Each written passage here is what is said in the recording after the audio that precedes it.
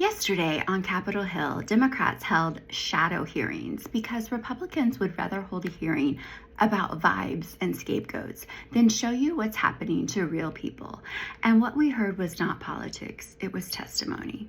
Survivors and families described what ICE and Border Patrol did to them, what happened after, and how the system protected the agents instead of the public. Disgusting, shameful, and it gets worse. Ms. Martinez, these are images of texts sent by the agent who shot you. And they're actually disturbing to read, but I think it's important for the public to see this. The agent linked an article about your shooting and texted, read it. 5 shots, 7 holes. I fired 5 rounds and she had 7 holes. Put that in your book, boys. Oh, well, it is what it is. Shit happens. This is someone that works for the United States government. I fired 5 rounds and she had 7 holes. Now, he was talking about you, and it's our understanding that he was actually bragging about his aim shooting an unarmed American citizen. Is that right? Correct. I'm so sorry, Ms. Martinez. DHS has allowed the agent who shot you to remove evidence and to potentially destroy it. Is that correct? One survivor, Mirimar Martinez, says she was shot 5 times. Then we learned agents were texting about it like it was a high score, like a game, like she wasn't a human being.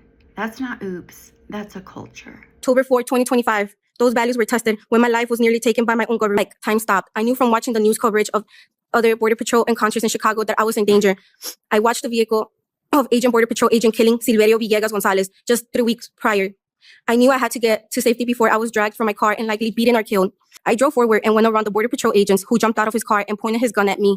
I moved to the far left lane, striking the curb on the far left side of Ketsi. The next thing I knew, I felt a burning sensation in my arms, legs, and that I had been shot by pepper balls, which Patrol agents. I could hear my back passenger window shatter, and I felt bullets continue to pierce my body. As I attempted to drive to a safe location, I began to feel lightheaded. I looked down and I noticed blood gushing out of my arms and legs, and I realized I'd been shot multiple times. As I became lightheaded, I became worried I would pass out and endanger other drivers on the road. I managed to drive a mile from where the incident happened, and I pulled into a parking lot of a mechanic shop, and I called 911. I told the 911 operator that Border Patrol agents had just shot me and I needed help. I recall some of the workers from the shop sitting me down in a chair as I was waiting for help, but I was losing this battle. I saw my life flash before me and slowly began to think. I remember is the EMT putting me on a stretcher, taking me to the hospital. At the hospital, I remember seeing multiple agents standing around, watching me be treated for my wounds. My arms, legs, and chest were all wrapped in bandages. I had 7 bullet holes in my body. I remember the agents rushing the nurses to finish up so they could take me with them. I still felt dizzy. I was not able to fully process what had happened to me. After being at the hospital for less than 3 hours, I was discharged from the hospital and took custody of the FBI. As we left the hospital, I was escorted out through the back in a wheelchair. For less than 3 hours, I was discharged from the hospital and took custody of the FBI.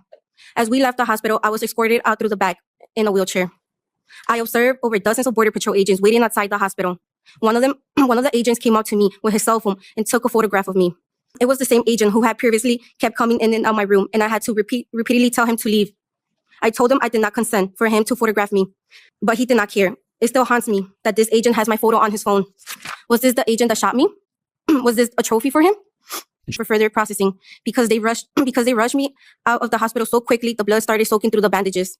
I heard the agents talking about how the jail would not accept me in this current condition.